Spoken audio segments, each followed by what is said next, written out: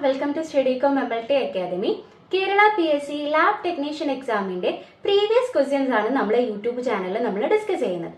So ഇന്ന് നമ്മൾ discuss ചെയ്യാൻ പോകുന്ന ഏരിയ എന്ന് പറയുന്നത് ബ്ലഡ് ബാങ്ക് ആണ്. ബ്ലഡ് ബാങ്ക് ഏരിയയിൽ കേരള PSCയിൽ ചോദിച്ചിട്ടുള്ള പ്രീവിയസ് ക്വസ്റ്റ്യൻസ് നമ്മൾ ആ ഒരു ഏരിയ ഡീറ്റെയിൽ ആയിട്ട് ഡിസ്കസ് ചെയ്യാം. ഓക്കെ, എന്തായാലും നമുക്ക് വീഡിയോയിലേക്ക് കിടക്കാം. നമ്മൾ ഫസ്റ്റ് ക്വസ്റ്റ്യൻ എന്ന് പറയുന്നത്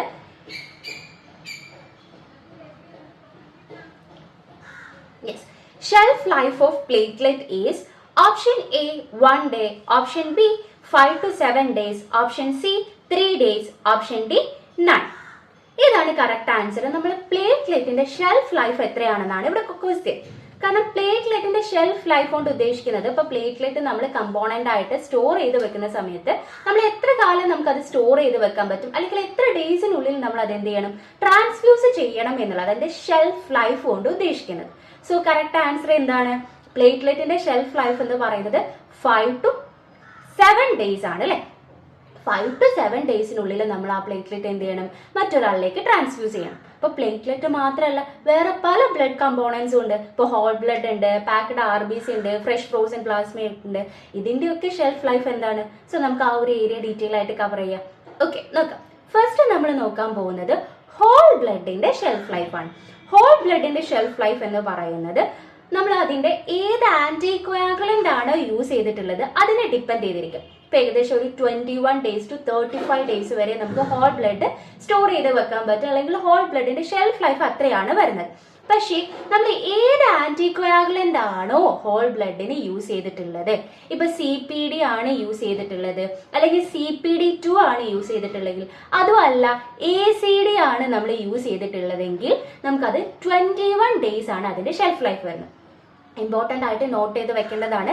പല PSC ക്വസ്റ്റ്യൻ പേപ്പറിലും ഇത് കണ്ടിട്ടുള്ളതുമാണ്. ഓക്കെ, അപ്പൊ ACDയോ CPDയോ CPD2 ആണ് യൂസ് ചെയ്തിട്ടുള്ളെങ്കിൽ 21 days ആണ് അതിന്റെ ഷെൽഫ് ലൈഫ് വരുന്നത്.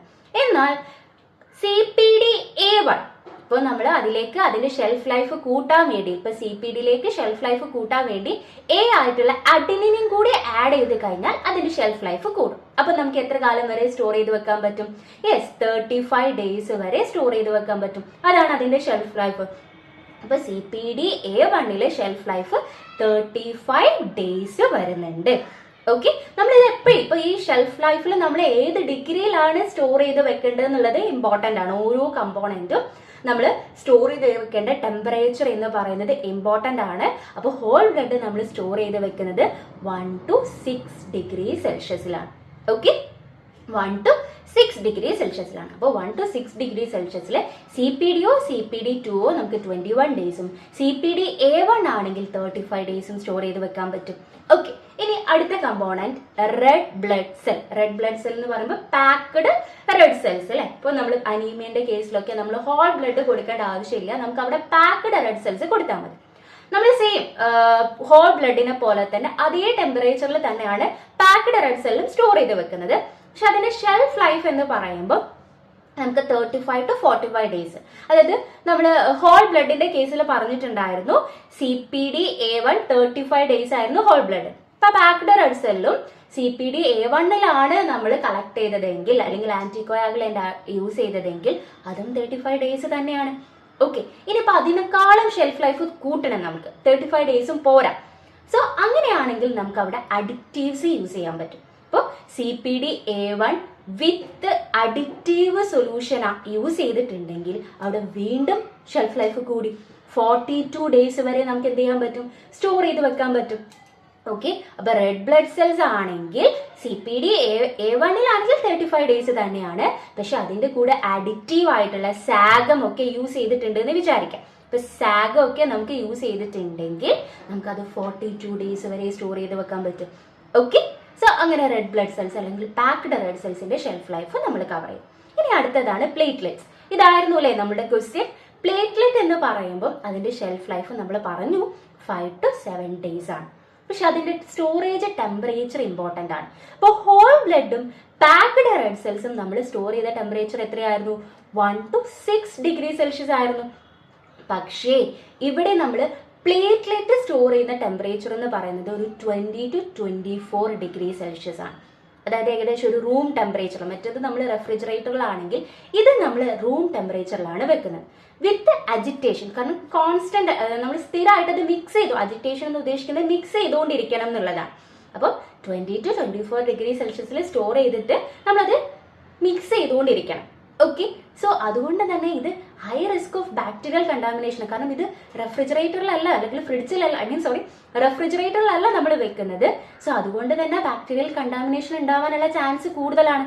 ഇപ്പൊ നമുക്കറിയാം ആകെ 5 to 7 ഡേയ്സേ നമ്മൾ വെക്കുന്നുള്ളൂ. ഓക്കെ, പ്ലേറ്റ്ലെറ്റിനത് കംപ്ലീറ്റ്ലി ഹോൾ ബ്ലഡും RBCയും ആയിട്ട് ഡിഫറെന്റ് ആണ്. അതിന്റെ സ്റ്റോറേജ് ടെമ്പറേച്ചറും അതേപോലെ തന്നെ അതിന്റെ ഷെൽഫ് ലൈഫും. ഇനി നമുക്ക് ഫ്രഷ് ഫ്രോസൺ പ്ലാസ്മ, നമ്മൾ പ്ലാസ്മ എടുത്ത് ഫ്രോസൺ ചെയ്ത് വെക്കുന്നത്. സോ നമ്മൾ ആ ഫ്രഷ് ഫ്രോസൺ പ്ലാസ്മ നമുക്ക് -18 ഡിഗ്രി സെൽഷ്യസിലോ അതിന് താഴെയോ നമുക്ക് എന്ത് ചെയ്യാൻ പറ്റും, സ്റ്റോർ ചെയ്യാൻ പറ്റും. -18 ഡിഗ്രി സെൽഷ്യസിലാണെങ്കിൽ നമുക്കൊരു 1 ഇയർ നമുക്കത് സ്റ്റോർ ചെയ്ത് വെക്കാൻ പറ്റും. -18 ഡിഗ്രി സെൽഷ്യസ് ആണെങ്കിൽ 1 ഇയർ സ്റ്റോർ ചെയ്ത് വെക്കാൻ പറ്റും. അതിനേക്കാളും നല്ല രീതിയിൽ ടെമ്പറേച്ചർ കുറച്ചു നമ്മൾ -65 ഡിഗ്രി സെൽഷ്യസ് ഒക്കെ ആക്കുകയാണെങ്കിൽ നമുക്ക് 7 ഇയറോളം നമുക്ക് ഈ ഒരു fresh frozen plasma shelf life വരുന്നുണ്ടെങ്കിൽ അത്രയും കാലം സ്റ്റോർ ചെയ്ത് വെക്കാൻ പറ്റും.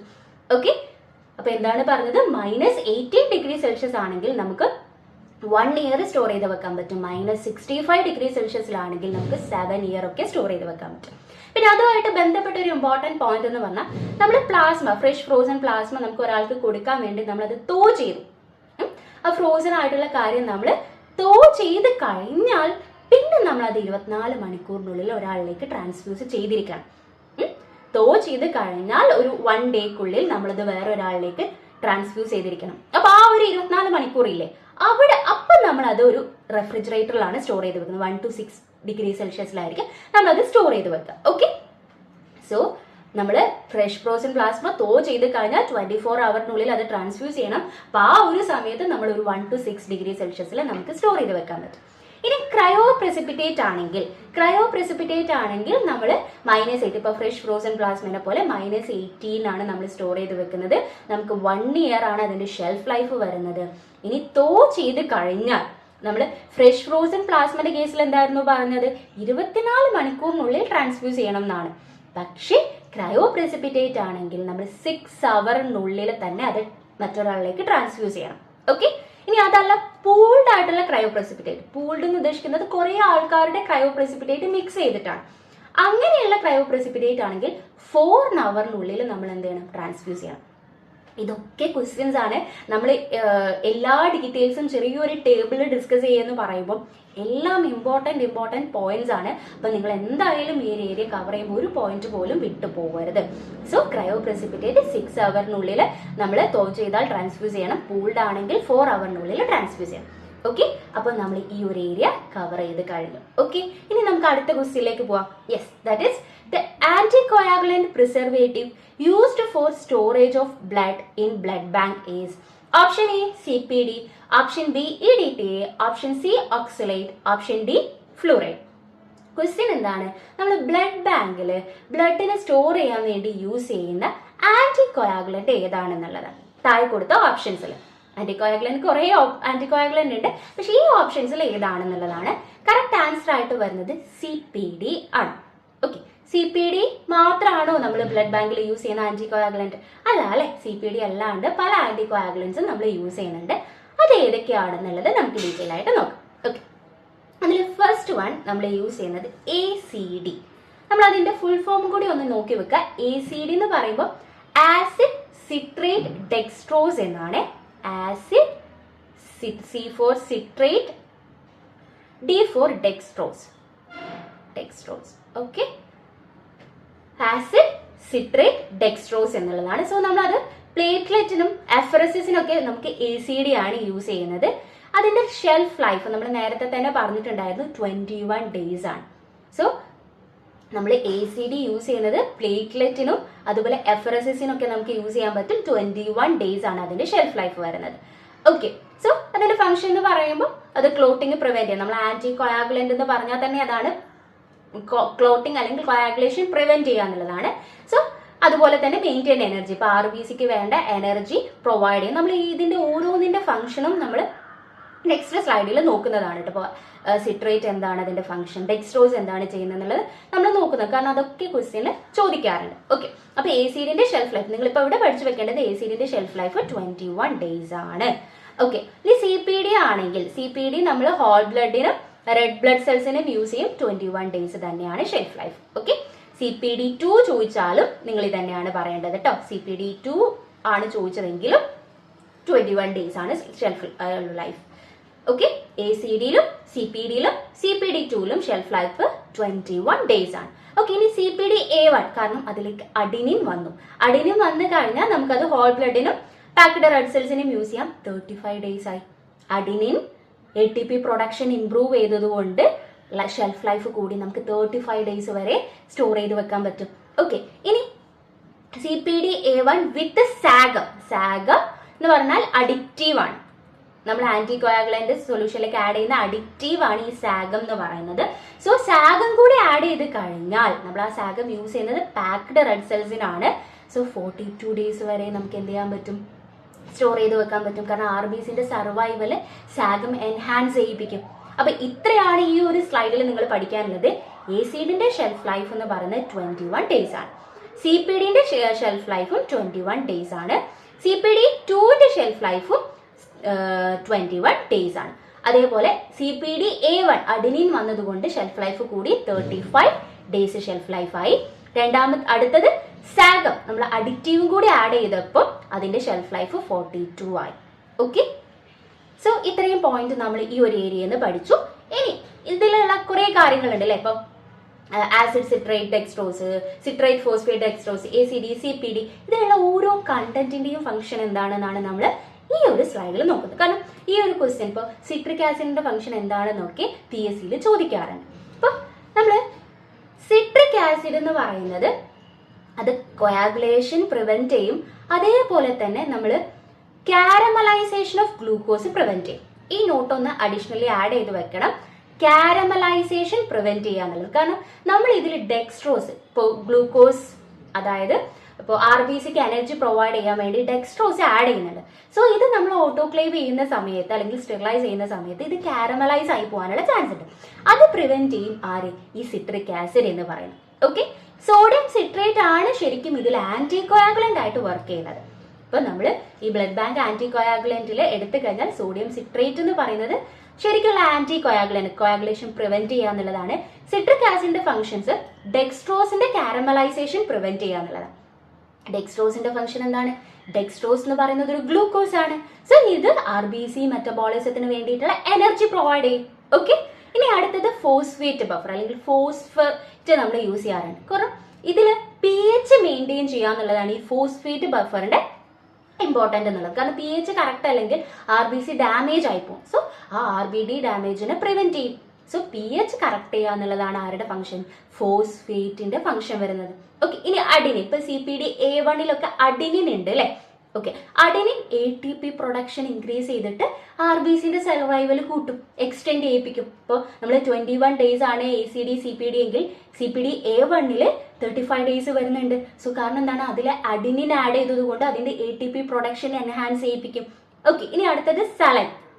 സലൈൻ്റെ ഫംഗ്ഷൻ എന്ന് പറഞ്ഞാൽ RBC ഡീഹൈഡ്രേറ്റ് ആവുന്നത് പ്രിവെന്റ് ചെയ്യുക എന്നുള്ളതാണ്. കാരണം ഡീഹൈഡ്രേറ്റ് ആയി അല്ലെങ്കിൽ RBC ലൈസ് ഹീമോലൈസ് ആയി പോകാനൊക്കെ ചാൻസ് ഉണ്ട്. അപ്പോൾ നമ്മൾ അതിൽ സലൈൻ ആഡ് ചെയ്ത് കഴിഞ്ഞാൽ നമുക്ക് എന്തായി പോകും, RBC ഡീഹൈഡ്രേഷൻ പ്രിവെന്റ് ചെയ്യുക അല്ലെങ്കിൽ RBCയുടെ ഹീമോലൈസിസ് നമുക്ക് പ്രിവെന്റ് ചെയ്യാൻ പറ്റും. അടുത്തതാണ് മാനിറ്റോൾ. മാനിറ്റോൾ എവിടെയാണ് വരുന്നത്? സാഗത്തിലാണ് അല്ലെ. ഓക്കെ, ഈ സാഗത്തിൽ M എന്ന് പറയുന്നത് മാനിറ്റോൾ ആണ്. മാനിറ്റോളിന്റെ ഫംഗ്ഷൻ എന്ന് പറയുന്നത് protect RBC from oxidative stress. അതും ഒരു ക്വസ്റ്റ്യൻ ആയിട്ട് വന്ന ക്വസ്റ്റ്യൻ ആണ് കേട്ടോ. ഏതോ ക്വസ്റ്റ്യൻ പേപ്പറിൽ നമ്മൾ കണ്ടതാണ്. സോ മാനിറ്റോളിന്റെ ഫംഗ്ഷൻ ഓക്സിഡേറ്റീവ് സ്ട്രെസ് എന്ന് ഈ RBCനെ പ്രൊട്ടക്ട് ചെയ്യുക എന്നുള്ളതാണ്. അപ്പൊ ഇതിന്റെ ഓരോന്നിന്റെ ഫംഗ്ഷനും ഇമ്പോർട്ടന്റ് ആണ്, നിങ്ങൾ പഠിച്ചു വെക്കേണ്ട ഏരിയ ആണ്. ഓക്കെ, സോ ഇനി അടുത്ത ക്വസ്റ്റ്യൻ നോക്കാം. Yes, Bombay blood group individual may have the following antibodies except option A anti-A, option B anti-B, option C anti-H, option D anti-O. Question എന്താണ്? ബോംബെ ബ്ലഡ് ഗ്രൂപ്പ് ഇൻഡിവിജ്വൽസിന് ഇല്ലാത്ത ആന്റിബോഡി ഏതാണെന്നുള്ളതാണ്. ഏതാണ് ഓപ്ഷൻസിൽ? Yes, that is anti O. Anti O എന്ന് പറയുന്ന ഒരു antibody Bombay blood ഗ്രൂപ്പിൽ ഇല്ല. അപ്പൊ ബോംബെ ബ്ലഡ് ഗ്രൂപ്പിൽ ഉള്ള ആന്റിബോഡി ഏതൊക്കെയാണെന്ന് നമ്മൾ പഠിക്കണ്ടേ? ബോംബെ ബ്ലഡ് ഗ്രൂപ്പിൽ മാത്രമല്ല, എല്ലാ ബ്ലഡ് ഗ്രൂപ്പ്സിലും, ഇപ്പൊ എ ബ്ലഡ് ഗ്രൂപ്പിൽ, ബി ബ്ലഡ് ഗ്രൂപ്പിൽ, എ ബിക്കൊക്കെ ഉള്ള ആന്റിബോഡി ഏതൊക്കെയാണ്, ആന്റിജൻ ഏതൊക്കെയാണ്, അത് ആർക്കൊക്കെ ട്രാൻസ്ഫ്യൂസ് ചെയ്യാൻ പറ്റും, ഏതൊക്കെ ബ്ലഡ് റിസീവ് ചെയ്യാൻ പറ്റും എന്നുള്ളത് നമുക്ക് എന്ത് ചെയ്യാം, ഡീറ്റെയിൽ ആയിട്ട് നോക്കാം. Okay, yes. Okay, first blood group A blood group. A blood ഗ്രൂപ്പുകാർക്കുള്ള ആന്റിജൻ ഏതാണ്? A antigen. കാരണം നമ്മൾ ആർ ബി സിന്റെ മുകളിൽ ഏത് ആന്റിജൻ ആണോ പ്രസന്റ് ആയിരിക്കുന്നത് അതിന്റെ ബേസിലാണ് ഏത് ബ്ലഡ് ഗ്രൂപ്പ് ആണെന്ന് പറയുന്നത്. അപ്പൊ എ ആന്റിജൻ ഉണ്ടെങ്കിൽ എ ബ്ലഡ് ഗ്രൂപ്പ്. സോ അവർക്ക് ഓപ്പോസിറ്റ് ആയിട്ടുള്ള ആന്റിബോഡി ആയിരിക്കും ഉണ്ടാവുക. അപ്പൊ ആന്റിബോഡി ഉണ്ടാവുന്നത് പ്ലാസ്മയിലാണ്. സോ അവർക്ക് ബി ആന്റിബോഡി ആണ് പ്രസന്റ് ആയിരിക്കുന്നത്. ഇപ്പൊ എ ബ്ലഡ് ഗ്രൂപ്പുകാർക്ക് എ ആന്റിജനും ബി ആന്റിബോഡി. ഓക്കെ, ഇപ്പൊ ബി ബ്ലഡ് ഗ്രൂപ്പുകാർക്കാണെങ്കിലോ, ബി ബ്ലഡ് ഗ്രൂപ്പുകാർക്ക് ബി ആന്റിജൻ ആയിരിക്കും ആർ ബി സിന്റെ മുകളിൽ ഉണ്ടാവുന്നത്. ആന്റിബോഡി ഏതായിരിക്കും? എ ആന്റിബോഡി ആയിരിക്കും ഉണ്ടാവുന്നത്. ഇപ്പൊ എ ബി ബ്ലഡ് ഗ്രൂപ്പുകാർക്ക് എ ബി എന്ന് പറയണമെങ്കിൽ അവരുടെ ആർ ബി സിന്റെ മുകളിൽ എ ആന്റിജനും ബി ആന്റിജനും പ്രസന്റ് ആയിരിക്കും. ഓക്കെ, സോ അതേപോലെ തന്നെ അവരുടെ ആന്റിബോഡി ഏതായിരിക്കും? കാരണം ഓൾറെഡി എ ആന്റിജനും ബി ആന്റിജനും ആർ ബി സിന്റെ മുകളിൽ ഉണ്ട്. അപ്പൊ അത് ആ സെയിം ആന്റിബോഡി പ്ലാസ്മയിൽ ഉണ്ടാവോ? ഇല്ല. സോ അതുകൊണ്ട് ഈ രണ്ട് ആന്റിബോഡി പ്ലാസ്മയിൽ ഉണ്ടാവില്ല. ഓക്കെ, ഇനി ഓക്കാർ എന്ന് പറഞ്ഞാല് എ ആന്റിജനും ബി ആന്റിജനും ആർ ബി സിന്റെ മുകളിൽ ഉണ്ടാവില്ല, ആബ്സെന്റ് ആയിരിക്കും. No A and B antigen on R B C ആണ്. സോ അതുകൊണ്ട് തന്നെ അതിന്റെ ആന്റിബോഡി പ്ലാസ്മയിൽ എ ആന്റിബോഡിയും ബി ആന്റിബോഡിയും പ്ലാസ്മയിൽ പ്രസന്റ് ആയിരിക്കും. ഓക്കെ, സോ ഇത് നമ്മൾ ക്വസ്റ്റ്യൻ അതായിരുന്നില്ല, ബോംബെ ബ്ലഡ് ഗ്രൂപ്പ് ആയിരുന്നു അല്ലെ. സോ ബോംബെ ബ്ലഡ് ഗ്രൂപ്പ് എന്ന് പറയുമ്പോൾ സെയിം ഇത് കമ്പയർ ചെയ്യുമ്പോൾ നമ്മൾ പറയാണ് ബോംബെന്റെ അഡീഷണൽ ആയിട്ട് നമുക്ക് പറയാം, ബോംബെയിൽ ഓനെ പോലെ തന്നെയാണ്. ഇപ്പൊ നമ്മൾ പറഞ്ഞ പോലെ നോ എ ബി, അതായത് എ ആന്റിജനും ബി ആന്റിജനും ഉണ്ടാവില്ല, എ ആന്റിബോഡിയും ബി ആന്റിബോഡിയും പ്രസന്റ് ആയിരിക്കും. ഓക്കെ, ഇതേപോലെ തന്നെയാണ്. പക്ഷെ എന്താണ് ഈ ബോംബെയിലെ ഡിഫറൻസ് എന്ന് ചോദിച്ചാൽ, എന്നാൽ അതിന്റെ മുന്നേ ഇവർക്കെല്ലാവർക്കും ഉള്ള ഒരു ആന്റിജൻ ആണ് എച്ച് ആന്റിജൻ എന്ന് പറയുന്നത്. ഓക്കെ, എല്ലാവർക്കും പ്രസന്റ് ആയിരിക്കുന്ന ഒരു ആന്റിജൻ, എക്കാർക്കായാലും ബിക്കാർക്കായാലും ഓക്കാർക്കായാലും എ ബിക്കാർക്കും എല്ലാവർക്കും ഈ എച്ച് ആന്റിജൻ പ്രസന്റ് ആയിരിക്കും. കാരണം ഈ എച്ച് ആന്റിജൻ ആണ് ശരിക്കും എ ആന്റിജനും ബി ആന്റിജനും ഒക്കെ ഉണ്ടാവുന്നത്. സോ അപ്പൊ എല്ലാവർക്കും എന്ത് പ്രസന്റ് ആയിരിക്കും? ഈ എച്ച് ആന്റിജൻ പ്രസന്റ് ആയിരിക്കും. എക്കാർക്കും എച്ച് ആന്റിജൻ ഉണ്ടാവും, ബിക്കാർക്കും എച്ച് ആന്റിജൻ ഉണ്ടാവും, എ ബിക്കാർക്കും എച്ച് ആന്റിജൻ ഉണ്ടാവും, ഓക്കാർക്കും എച്ച് ആന്റിജൻ ഉണ്ടാവും. സത്യം പറഞ്ഞാൽ ഓക്കാർക്ക് ആന്റിജൻ ഉണ്ടാവില്ല എന്നാണ് നമ്മൾ പഠിക്കാറുള്ളത്. പക്ഷെ ഓക്കാർക്ക് എച്ച് ആന്റിജൻ പ്രസന്റ് ആയിരിക്കും. ഓക്കെ, സോ ഈ ഒരു എച്ച് ആന്റിജൻ ആർക്ക് പ്രസന്റ് ആയിരിക്കില്ല? ബോംബെ ബ്ലഡ് ഗ്രൂപ്പുകാർക്ക് പ്രസന്റ് ആയിരിക്കില്ല. അപ്പോൾ ഓയും ബോംബെയും തമ്മിലുള്ള വ്യത്യാസം എന്താണെന്ന് ചോദിച്ചാൽ, ഓക്കാർക്ക് എച്ച് ആന്റിജൻ പ്രസന്റ് ആയിരിക്കും, ബോംബെ ബ്ലഡ് ഗ്രൂപ്പുകാർക്ക് എച്ച് ആന്റിജൻ ആബ്സെന്റ് ആയിരിക്കും. എച്ച് ആന്റിജൻ ആബ്സെന്റ് ആയതുകൊണ്ട് തന്നെ അവർക്ക് എച്ച് ആന്റിബോഡി പ്രസന്റ് ആയിരിക്കും. അവരുടെ പ്ലാസ്മയില് എച്ച് ആന്റിബോഡി അല്ലെങ്കിൽ ആന്റി എച്ച് പ്രസന്റ് ആയിരിക്കും. ഓക്കെ, ഇതാണ് ഈ ബോംബെയും ഓ ബ്ലഡ് ഗ്രൂപ്പും തമ്മിലുള്ള ഡിഫറൻസ് എന്ന് പറയുന്നത്. ഓക്കെ, സോ ഇത്രയാണ് നമുക്ക് എന്ത് പറയുന്നത്, ഈ ഒരു ഏരിയയിൽ ആന്റിജൻ ആൻഡ് ആന്റിബോഡി പറയാനുള്ളത്. സോ അതിന്റെ കൂടെ നമുക്ക് ഈ എക്കാർക്ക് ഏതൊക്കെ ബ്ലഡ് സ്വീകരിക്കാം, ബിക്കാർക്ക് ഏതൊക്കെ ബ്ലഡ് കൊടുക്കാം എന്നുള്ള ആ ഒരു കാര്യം കൂടി ഞാൻ ആഡ് ചെയ്തിട്ടുണ്ട്. നമുക്കൊന്ന് നോക്കാം, കാരണം ആ രീതിയിലും ക്വസ്റ്റ്യൻസ് കാണാറുണ്ട്. ഓക്കെ ഓക്കെ സോ നമ്മൾ പറഞ്ഞപ്പോൾ യൂണിവേഴ്സൽ ഡോണർ എന്ന് പറയാറുള്ളത് ആരാണ്? യൂണിവേഴ്സൽ ഡോണർ എന്ന് പറഞ്ഞാൽ എല്ലാവർക്കും ബ്ലഡ് കൊടുക്കാൻ പറ്റുന്നത് ഓക്കാർക്കാണ് അല്ലെ. യൂണിവേഴ്സൽ ഡോണർ എന്ന് നമ്മൾ പറയാറുള്ളത് ഓ ബ്ലഡ് ഗ്രൂപ്പ് ഉള്ളവരെയാണ് യൂണിവേഴ്സൽ ഡോണർ എന്ന് നമ്മൾ പറയുന്നത്. കാരണം എല്ലാവർക്കും ബ്ലഡ് എന്ത് ചെയ്യാൻ പറ്റും? കൊടുക്കാൻ പറ്റും. അതായത് ഓ ബ്ലഡ് ഗ്രൂപ്പ് എല്ലാവർക്കും സ്വീകരിക്കാം എന്നുള്ളതാണ്. ഇപ്പൊ എക്കാർക്കും ഓ ബ്ലഡ് ഗ്രൂപ്പ് വേണമെങ്കിൽ സ്വീകരിക്കാം, ബിക്കാർക്കും ഓ ബ്ലഡ് ഗ്രൂപ്പ് വേണമെങ്കിൽ സ്വീകരിക്കാം, എ ബിക്കാർക്കും ഓ ബ്ലഡ് ഗ്രൂപ്പ് വേണമെങ്കിൽ സ്വീകരിക്കാം. കാരണം ഓ യൂണിവേഴ്സൽ ഡോണർ ആണ്. ഓക്കെ, എന്നാൽ യൂണിവേഴ്സൽ റെസിപ്പിയന്റ് എന്ന് പറയുന്നത് ആരാണ്? റെസിപ്പിയന്റ് എന്ന് പറഞ്ഞാൽ എല്ലാവരുടെ ബ്ലഡും വേണമെങ്കിൽ സ്വീകരിക്കാൻ പറ്റുന്ന ആള്. അതാരാണ്? എ ബി ആണ്. എ ബിക്കാർക്ക് ആരുടെ ബ്ലഡ് വേണമെങ്കിൽ സ്വീകരിക്കാം.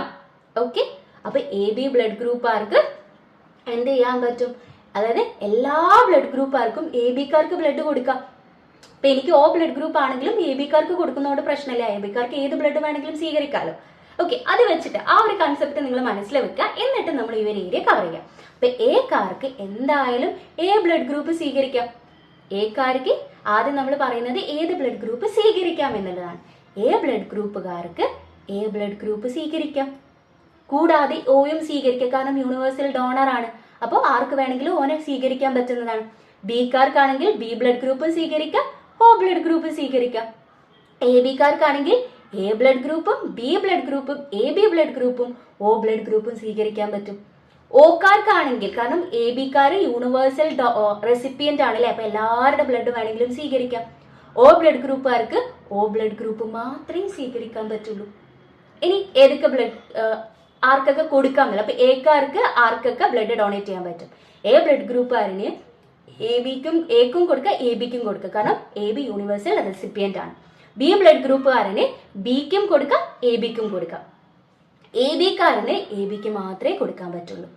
ഓ ബ്ലഡ് ഗ്രൂപ്പുകാർക്ക് ആർക്ക് വേണമെങ്കിലും കൊടുക്കാം, കാരണം അവർ യൂണിവേഴ്സൽ ഡോണർ ആണ്.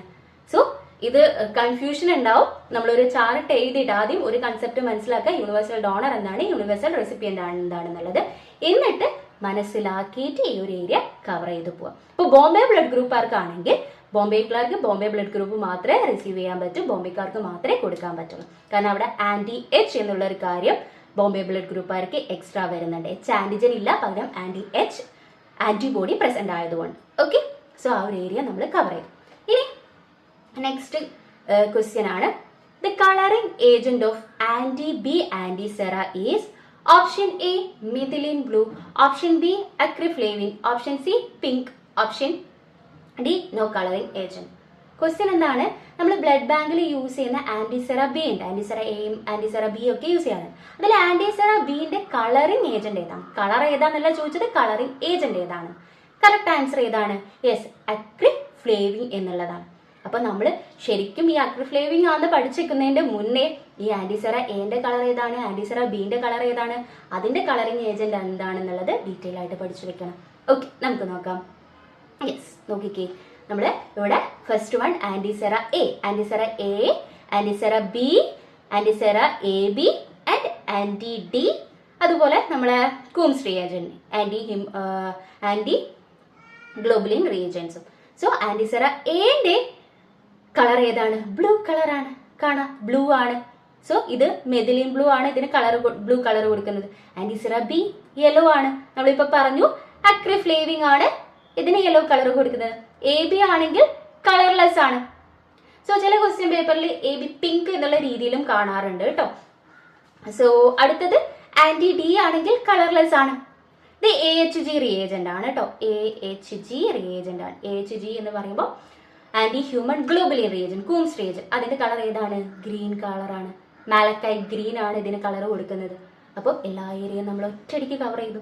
സോ നമ്മൾ പിക്ചേഴ്സ് വെച്ച് പഠിക്കുമ്പോൾ കുറച്ചും കൂടി നമ്മുടെ മൈൻഡിലേക്ക് പെട്ടെന്ന് കയറും, നമുക്കത് പെട്ടെന്ന് ക്യാച്ച് ചെയ്യാൻ പറ്റും. ഓക്കെ, എന്ത് കാര്യവും നമ്മൾ പിക്ചർ വെച്ചിട്ട് പഠിക്കുകയാണെങ്കിൽ. ഓക്കെ.